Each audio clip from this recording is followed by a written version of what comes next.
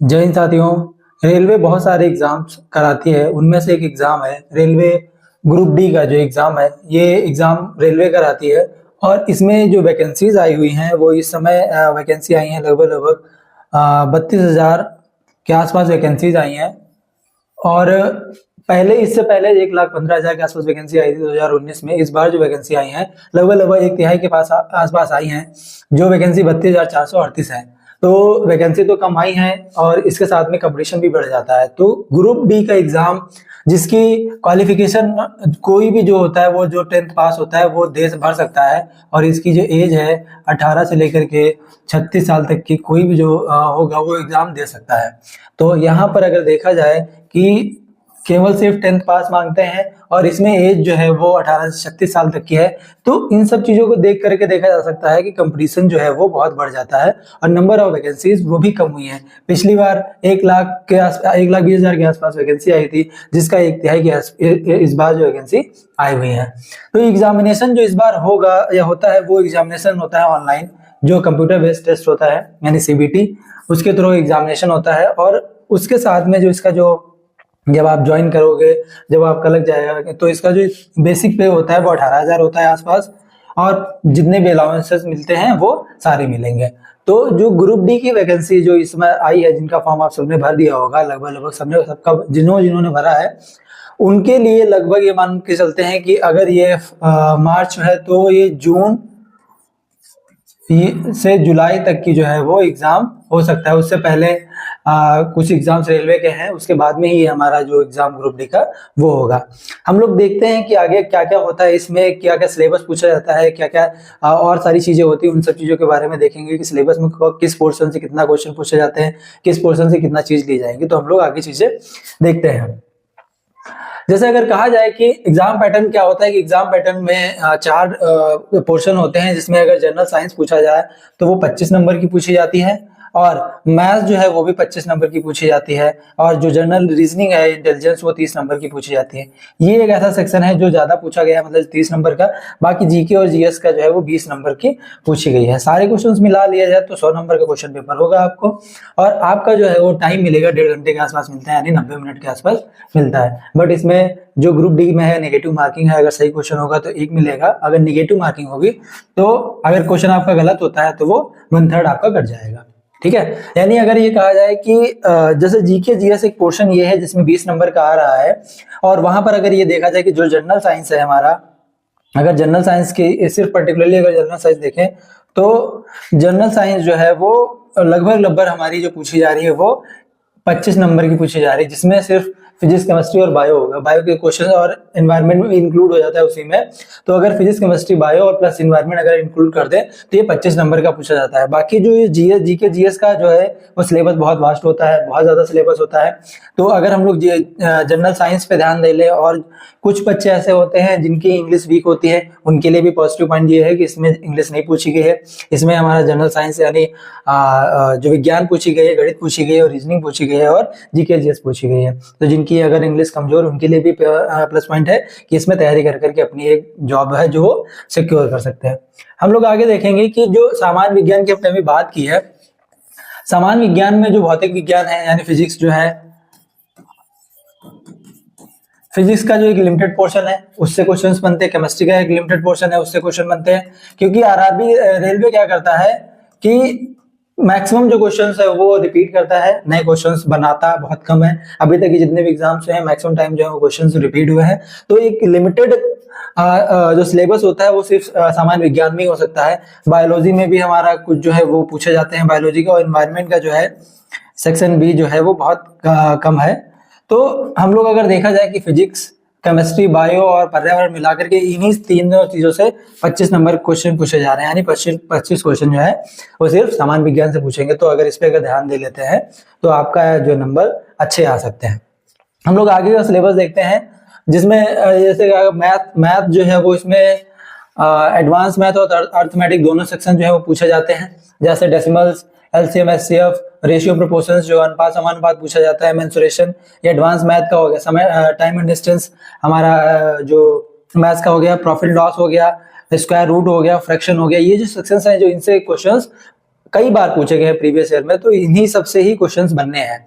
हमारा परसेंटेज से जो बेसिक होता है, परसेंटेज से क्वेश्चंस, वर्क एंड टाइम से, और सिंपल इंटरेस्ट और कंपाउंड इंटरेस्ट यानी से क्वेश्चन पूछे जाते हैं, अलजेब्रा से क्वेश्चन पूछे जाएंगे, और एज कैलकुलेशन निकालने वाले बहुत सारे क्वेश्चंस होते हैं। और जैसे वर्क एंड टाइम होता है, उसी तरीके से पाइप और टंकी के भी क्वेश्चन पूछे जाते हैं कि एक टंकी भरने में इतना समय लगता है, तो दो टंकी भरने में कितना समय लगेगा, ये एक भर रही है या एक खाली हो रही है। इस प्रकार के कई सारे जो क्वेश्चन पूछे जाएंगे वो मैथ्स के सेक्शन से पूछे जाते हैं। तो ये इतना सेक्शन रहा हमारा मैथ्स का। उसके आगे हम लोग देख लेंगे कि हम लोगों का जो रीजनिंग है, रीजनिंग क्योंकि हमारी जो पूछी जा रही है वो 30 नंबर की पूछी जा रही है, तो रीजनिंग जो है ज्यादा सिलेबस भी होगा उसका और ज्यादा क्वेश्चंस भी आएंगे। तो उसके कुछ जो प्रीवियस ईयर जो क्वेश्चंस आए हैं उनसे, जैसे अगर हमारा नंबर सीरीज का हो गया, डायरेक्शन का हो गया, कोडिंग डिकोडिंग का जो क्वेश्चन पूछा जाता है डिकोड करने के लिए, रैंकिंग का, ब्लड रिलेशंस का जो होता है वो क्वेश्चन पूछे जाएंगे। एक आधा मिरर इमेज जो हमारी बनती है कि इस टाइप हमारी अगर ये मिरर रखा है, इधर कोई डायग्राम बना हुआ है तो उसकी इमेज क्या होगी जा करके, जैसे अगर इस टाइप का इस टाइप के जो क्वेश्चंस पूछे जाते हैं तो ये मिरर इमेज वाले क्वेश्चन कहलाते हैं कि जो इस टाइप का मिरर इमेज निकालनी होगी। फिर हमारा क्यूब और पासा वाला जो क्वेश्चंस बनता है उससे पूछे जाते हैं। वाटर इमेज भी होता है, अगर मिरर इमेज ऐसा होता है तो वाटर इमेज जो होती है वो इस तरीके की होती है, पर इधर कोई ऑब्जेक्ट होगा उसके नीचे होगा, यानी वर्टिकल जो होता है वो मिरर इमेज, और जो हॉरिजॉन्टल होता है वो हमारा वाटर इमेज के क्वेश्चंस बनते हैं। फिर कागज को मोड़ करके उसका डायग्राम किस तरीके से फोल्ड करोगे, तो फिर जब ओपन करोगे तो किस टाइप का बनेगा उसके क्वेश्चंस आएंगे। और हमारा सेफ कंस्ट्रक्शंस के बहुत सारे जो डायग्राम एक ही में बने होंगे और उनमें से छांटना होगा, वो इस टाइप के क्वेश्चन पूछे जाएंगे। और रूल्स निकालने के लिए पेपर कटिंग किस तरीके से होती है वो वाले क्वेश्चन पूछे जाते हैं। और बिंदु स्थिति यानी जो पॉइंट्स बने होते हैं उनकी स्थिति पॉइंट निकालने के लिए, तो वो इस टाइप के भी क्वेश्चंस बनते हैं। इमेज एनालिसिस, हमें कई सारे डायग्राम बने होंगे, उसमें इमेज कौन सी किस टाइप की बनी है, उसमें 4 ऑप्शन निकालने होंगे, उस टाइप के क्वेश्चन बनेंगे। और निर्णय लेना और एज कैलकुलेशन के भी क्वेश्चन जो बनते हैं। और इमेंडेड इमेज, कई सारी इमेजेस बना करके एक इमेज बनाई जाती है, तो उस टाइप के क्वेश्चन भी पूछे जाएंगे। तो जो रीजनिंग का जो पोर्शन है वो उसके प्रीवियस ईयर अगर आप क्वेश्चन सॉल्व कर लेते हैं तो आपका रीजनिंग का जो है वो सेक्शन अच्छा हो सकता है। फिर उसके बाद हमारा जो जीएस का पोर्शन बचता है, जो जीएस में मेन आप लोग जानते हैं कि हमारा हिस्ट्री होता है, और हिस्ट्री में तीनों हिस्ट्री होती हैं, प्राचीन इतिहास हो गया, मध्यकालीन इतिहास हो गया, और आधुनिक भारत जो हो गया, एंशिएंट मिडिवल और मॉडर्न जो है वो हिस्ट्री पढ़नी पड़ेगी। फिर बाद में ज्योग्राफी में जो आता है वो हमारा इंडियन ज्योग्राफी और विश्व ज्योग्राफी जो क्या कहते हैं वर्ल्ड ज्योग्राफी पढ़नी पड़ती है, दोनों अलग अलग सेक्शन पूछे जाएंगे। फिर उसके बाद में पॉलिटी की जो क्वेश्चन है वो अलग आएगा, यानी इसका क्वेश्चन सिलेबस जो वास्ट है। उसके बाद इकोनॉमिक्स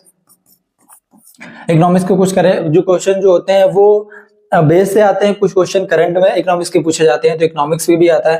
करंट अफेयर जो है वो करंट अफेयर पूछा जाएगा, और वैज्ञानिक अनुसंधान जो कहाँ पर किस टाइप कौन सा अनुसंधान भारत में कहाँ पर है उसके भी क्वेश्चंस जो है वो जीएस में ही पूछे जाते हैं। जो कई टाइप के अलग अलग जो अनुसंधान अलग अलग राज्यों में है उनसे क्वेश्चंस बनते हैं।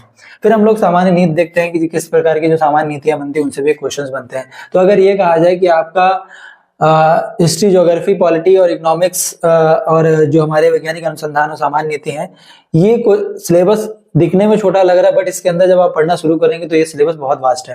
तो एक साइंस का जो पोर्शन है उसको आप कमांड लेकर के अच्छा खासा स्कोर कर सकते हैं, रीजनिंग का, उसके बाद मैथ, देन उसके बाद आप जीएस का पोर्शन कर सकते हैं। लेकिन जिनका जीएस का पोर्शन स्ट्रांग है तो वो बाकी सेक्शन पे मेहनत कर सकते हैं। ठीक है, आगे हम लोग देखेंगे कि जैसे हम लोग करंट अफेयर में जो सिलेबस आएगा, अगर ये कहा जाए कि करंट अफेयर के किस टॉपिक से क्वेश्चंस पूछे जाते हैं, तो हम लोग देखते हैं कि नेशनल और इंटरनेशनल जो न्यूज होती हैं उनमें हम लोग क्या क्या इंपॉर्टेंट होता है उन सब सारी न्यूज़ों को कवर करना, कि हमारे राज्य से मिला करके जो क्वेश्चंस हमारे जो पूछे जाएंगे वो कौन कौन से इंपॉर्टेंट हैं। और उसके बाद में हमारा स्पोर्ट्स में भी से भी क्वेश्चंस बनते हैं, स्पोर्ट्स से कई सारे जो गेम्स होते हैं और जो उनसे भी क्वेश्चन बनते हैं। फिर हमारे कल्चरल से भी क्वेश्चंस बनते हैं, और कुछ ऐसी पर्सनालिटीज होती हैं जिनकी डेथ हो जाती है, जो पॉपुलर होते हैं या इनको कोई अवार्ड मिलता है या पर्टिकुलरली इंसान को ये अवार्ड मिला, तो उनसे भी क्वेश्चन पूछे जाते हैं। इकोनॉमिक्स की भी हमने बात की थी, इकोनॉमिक्स के भी कुछ क्वेश्चन जो होते हैं वो हमारे करंट से भी रिलेटेड पूछे जाते हैं, जैसे जो भी हमारा बजट आता है उनसे रिलेटेड कई क्वेश्चन पूछे जाते हैं, वो करंट अफेयर इकोनॉमिक्स से ही रिलेटेड होते हैं, बट वो करंट अफेयर में पूछे जाएंगे। फिर हम लोग देखते हैं कोई कुछ जो होते हैं राजनीति से रिलेटेड जो हमारे देश के हित में चीजें होती हैं, वो जो अमेंडमेंट होते हैं, वो सारे संविधान में संशोधन किए जाते हैं, उन सब चीजों से रिलेटेड जो हमें क्वेश्चंस कई सारे बनते हैं। और कई अन्य महत्वपूर्ण विषय हैं जिनसे भी क्वेश्चन हमारे करंट अफेयर में देखने को मिलते हैं। तो अगर हम लोग मोटा मोटा देखते हैं कि जो नेशनल और इंटरनेशनल न्यूज़ हैं उनके बारे में क्वेश्चंस बनते हैं, और हमारा स्पोर्ट्स से बन सकते हैं, कल्चरल से बनते हैं, कोई व्यक्ति विशेष है जिनको कोई अगर अवार्ड मिलता है या कोई और चीज या डेथ या कुछ होता है तो उनसे क्वेश्चंस बन सकते हैं। किसी ने कोई ऑथर की जो कोई अच्छी बुक लिखी उससे भी क्वेश्चन बनता है। इकोनॉमिक्स से क्वेश्चन जो उसको जो बजट वगैरह से रिलेटेड होता है तो इकोनॉमिक्स के भी क्वेश्चन पूछे जाते हैं। फिर राजनीति से हमारे रिलेटेड क्वेश्चन पूछे जाते हैं। तो ये करंट अफेयर का सेक्शन हो गया, इसमें भी आप लोग ध्यान देकर के अपना स्कोर अच्छा कर सकते हैं। अब जब अगर हमारा सीबीटी हो जाता है उसके बाद में हमारा आता है फिजिकल एलिजिबिलिटी टेस्ट। तो ये फिजिकल एलिजिबिलिटी टेस्ट में जब आप क्वालिफाई कर ले जाओगे सीबीटी, उसके बाद में मेल और फीमेल की कैटेगरीज वाइज होता है कि अगर जैसे कहा जाए कि जैसे मेल में उसको 1000 मीटर दौड़ना पड़ेगा 4 मिनट 15 सेकेंड में, यानी 1000 मीटर की जो रेस होगी वो 4 मिनट 15 सेकेंड में होगी। दूसरा क्या होता है कि 35 किलो का वेट उठा करके 2 मिनट में यानी 100 मिनट की डिस्टेंस, 100 मीटर की डिस्टेंस जो है वो कवर करनी होगी। मेल में क्या है, 1000 मीटर की दौड़ 4 मिनट में 15 सेकंड, 4 मिनट 15 सेकंड में करनी है। और उसी में दूसरा सेक्शन करना होता है, ये पहला हो गया, ये दूसरा होता है स्टेप, यानी 35 केजी उठा करके 100 मीटर चलना होता है कितनी देर में, 2 मिनट में। वही अब जब फीमेल में आता है तो इसकी 1000 मीटर की जो रेस है वो 5 मिनट और 40 सेकंड की में करनी होती, कंप्लीट करनी होती है। इसमें मेल में 4 मिनट 15 सेकंड और फीमेल में 5 मिनट 40 सेकंड का टाइम मिलता है। जहां पर मेल में 35 किलो उठाना पड़ता है वहीं पर फीमेल में 20 किलो उठा करके सेम डिस्टेंस चलनी होती है 2 मिनट में, यानी यहाँ पे वजन कम कर दिया गया है, टाइम वही है और डिस्टेंस भी वही है। ठीक है, तो ये जब सीबीटी क्वालिफाई कर लोगे देन उसके बाद में हमारा पीईटी होता है, यानी फिजिकल एलिजिबिलिटी टेस्ट। जो ये पूरा का पूरा प्रोसेस है ग्रुप डी का, वो जो है वो कुछ चरणों में होता है। जैसे पहला हम लोगों ने देखा कि जो हमारा सीबीटी हो जाएगा, कंप्यूटर बेस्ड टेस्ट हो जाएगा, जब आप क्वालिफाई कर ले जाओगे देन उसके बाद में पीईटी होगा।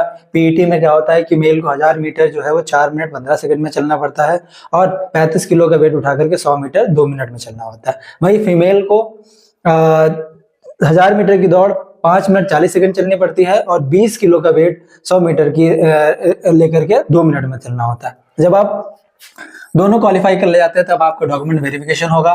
डॉक्यूमेंट वेरिफिकेशन में आप चेक किया जाएगा कि आपने कौन कौन से डॉक्यूमेंट लगाए और आपके डॉक्यूमेंट सही है या गलत है। ठीक है, तो डॉक्यूमेंट वेरिफिकेशन के बाद में आपका जो होता है वो मेडिकल एग्जामिनेशन होता है, यानी आप फिजिकली फिट है या नहीं है। तो ये फिजिकली फिट इसलिए होता है क्योंकि ग्रुप डी की वैकेंसी जो होती है लगभग रेलवे ट्रैक्स या अदर से रिलेटेड उसमें फिजिकल काम भी बहुत होता है, तो इसीलिए इसका मेडिकल जो है वो एग्जामिनेशन होता है या चेकअप होता है।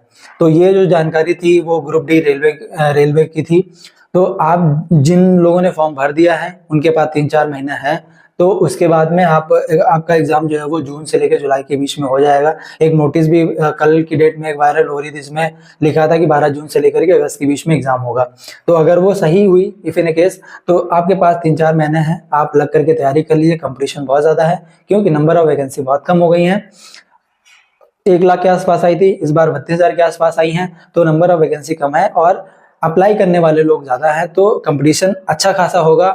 और जो लोग सही तरीके से तैयारी करके अपना पूरा रिवीजन कर लेंगे तो उन लोगों का अपना नंबर जो है वो अपनी जॉब जो है वो सिक्योर कर सकते हैं। आपको ये वीडियो अच्छी लगी हो तो हमारे चैनल को सब्सक्राइब कर लीजिएगा और इस वीडियो को लाइक और शेयर जरूर कर दीजिएगा। धन्यवाद।